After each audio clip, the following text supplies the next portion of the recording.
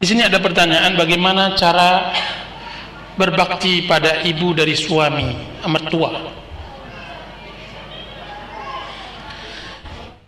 Para pendengar, ibu-ibu dan para akhwat yang dirahmati oleh Allah Subhanahu wa taala, sering istri mengeluhkan tentang tidak cintanya seorang suami kepadanya. Sering si istri mengeluhkan tentang tidak romantisnya seorang suami kepadanya. Banyak keluhan para istri, banyak kaduan. Akan tetapi tahukah mereka, para istri, bahwa salah satu untuk meruntuhkan kesombongan dan kepongahan seorang suami dari orang tuanya? Tahukah para istri bahwa jika seandainya Anda ingin mendapatkan tempat di hati suami Anda, maka hendaklah Anda harus merebut ibunya? Karena seorang suami ketika dia mengetahui istrinya menghargai, menghormati, menyayangi ibunya, maka dia akan meningkatkan dan mengangkat martabat dan harkat istrinya tersebut. Banyak juga seorang istri tidak mau dipoligami, tidak mau dita'addud. Akan tetapi bersamaan dengan itu dia tidak tahu bagaimana cara menghambat, mengikat istrinya, mengikat suaminya agar dia hanya mendapatkan dirinya saja. Jika seandainya seorang istri mengetahui rahasia bagaimana cara mengikat suami agar dia tidak melakukan poligami, maka mulailah dari ibunya. Maka saya katakan bahwa berbakti kepada ibu mertua, dia adalah sarana untuk bisa berbahagia dalam rumah tangga. Ini adalah jalan yang sangat baik. Jika seandainya kita ingin memberikan kebahagiaan pada keluarga kita, jika seandainya seorang istri ingin meningkatkan rasa kasih sayang dan cinta di dalam rumah tangga, maka ikut sertakan di dalam berbakti kepada ibu mertua. Memang di dalam kenyataannya bahwa seorang istri dengan mertuanya bagaikan seekor kucing dengan tikus. Akan tetapi seorang wanita salihah, seorang istri yang cerdik, dia tidak melakukan hal seperti itu. Dia bisa mengikat ibu mertuanya agar anaknya, yaitu suaminya, selalu mencintai dirinya. Cobalah. Sesungguhnya telah banyak para istri melakukan hal ini sehingga mereka berbahagia di rumah tangga mereka. Bagaimana caranya? Bagaimana cara berbakti kepada orang tua? Jangan alfa, jangan absen. Di dalam satu minggu harus Anda berangkat menemui orang tua suami. Cium tangannya, cium, ambil tangannya, cium. Dan jangan bakhil dengan kue dan masakan yang Anda berikan, Anda buat untuk suami Anda, kemudian Anda berikan kepada ibu mertua. Kemudian, dan jangan bakhil, selipkan kepadanya di dalam sakunya setiap mau berangkat uang 5.000 atau 10.000 rupiah. Yang penting Anda memberi. Jika seandainya Anda ingin berbakti kepada ibu mertua, maka banggakan hatinya dengan anaknya. Puji suamimu di depan ibu mertuamu.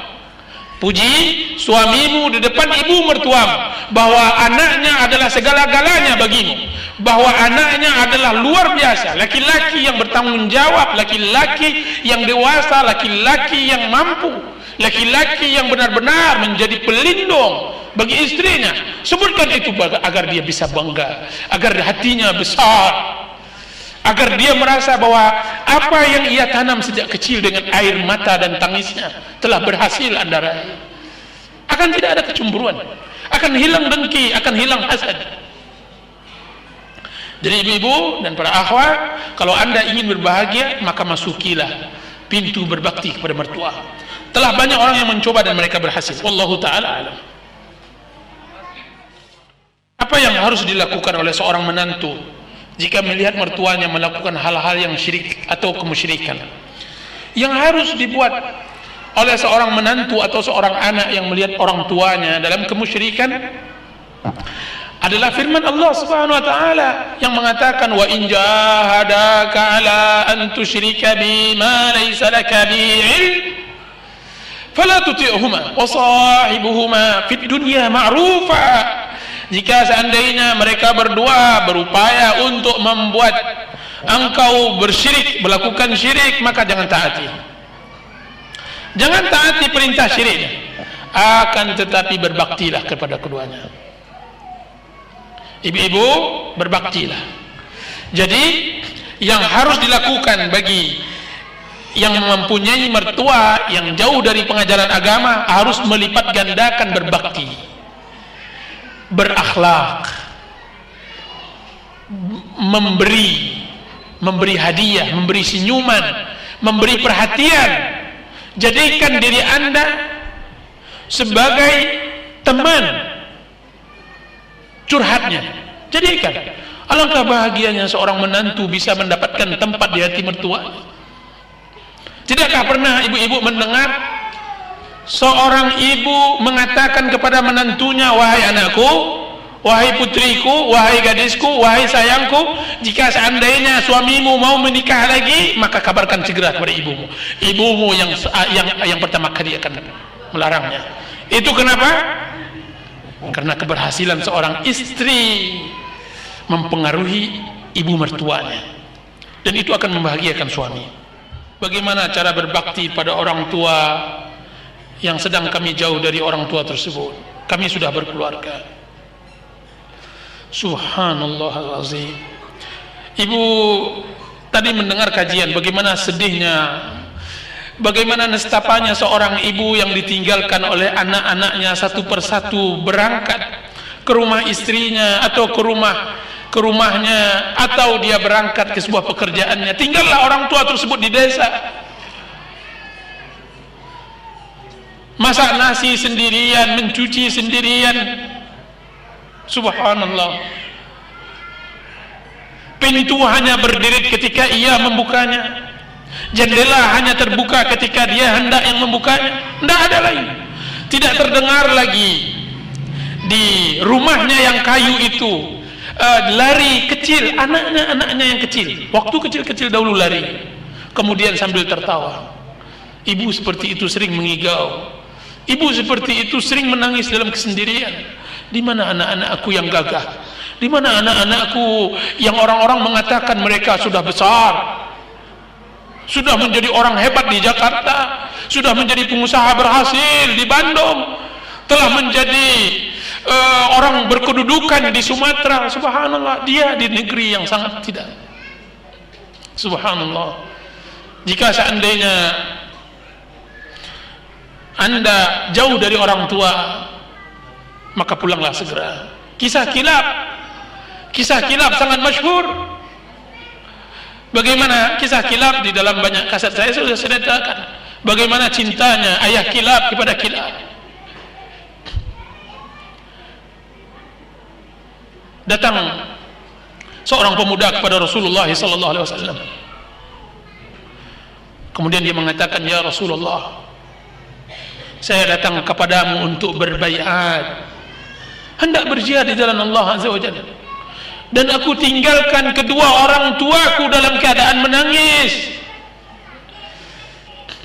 Aku berbaiat, aku hendak berbaiat dan hendak berjihad di jalan Allah, akan tetapi aku tinggalkan kedua orang tuaku menangis, menitikkan air mata. Apa kata Rasulullah SAW kepada orang pemuda ini? Kepada pemuda ini, irji' ilaihima fa'adhikhuma kama abkaitahuma. Pulanglah engkau wahai pemuda, pulanglah kembali engkau wahai pemuda, dan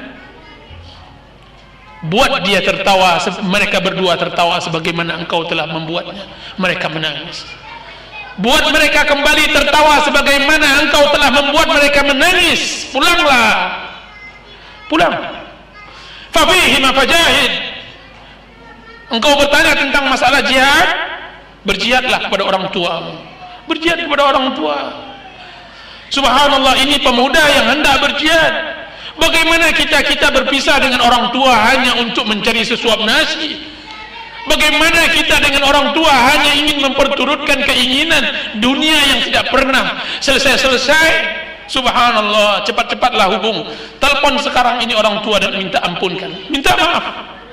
Wahai ibu, aku telah melalaikanmu, aku mengerti keadaanmu, akan tapi maafkan aku ibu.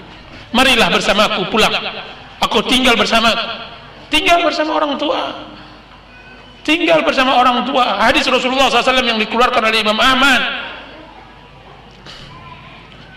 atau yang dikeluarkan oleh Imam Muslim tadi, celaka seseorang yang mendapatkan kedua orang tuanya akan tapi tidak memasukkannya ke surga. Subhanallahal-azim, Allahu Akbar. Ustaz, bagaimana dengan kondisi seorang ibu di masa tuanya jika tidak dikurniai anak laki-laki? Misalnya tiga anaknya perempuan semua, sementara kalau perempuan harus patuh pada suami. Subhanallah, laki-laki dan perempuan itu sama, tidak ada bedanya. Di kami di Sumatera, bahwa anak perempuan lebih berharga berapa kali lipat dari anak laki-laki. Anak laki-laki ditendang dengan kaki, sedangkan anak perempuan disayang-sayang dan semacamnya. Karena perempuan di suku sana, di suku Sumatera sana, berharga sekali. Karena dia yang akan membersihkan kotoran orang tuanya, dia yang akan memandikan orang tuanya, tidak anak laki-laki. Anak laki-laki di suku sana, di Sumatera sana, anak yang terbuang. Bagaimana disayang suami dan juga disayang mertua? Ini trik dan ini bagus, pertanyaan bagus. Disayang oleh suami itu mempunyai dua jantung. Suami yang baik mempunyai dua jantung. Jantung yang satu diletakkan pada dirinya dan jantung yang satu lagi diletakkan kepada ibunya. Satu yang tidak bisa dimaafkan oleh suami, jika seandainya istrinya berani menjatuhkan ibunya di matanya, dia tidak akan terima. Dia tidak akan terima. Nah, jika seandainya ibu ingin disayang oleh suami dan ingin disayang oleh mertua, berbakti kepada suami dan berbakti kepada orang tuanya, bukan karena orang tuanya, akan tetapi untuk mendapatkan kasih sayang suami. Bukan untuk mereka, akan tapi untuk ibu sebagai istri. Bagaimana caranya? Tadi saya telah terangkan secara singkat bagaimana caranya, bahwa dengan berbuat baik kepada mereka semasa hidup.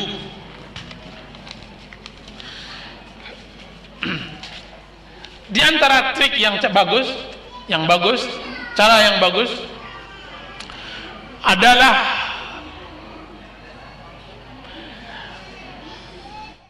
kalau permasalahan keluarga wanita itu yang seharusnya berinisiatif di dalam memberi adalah suami.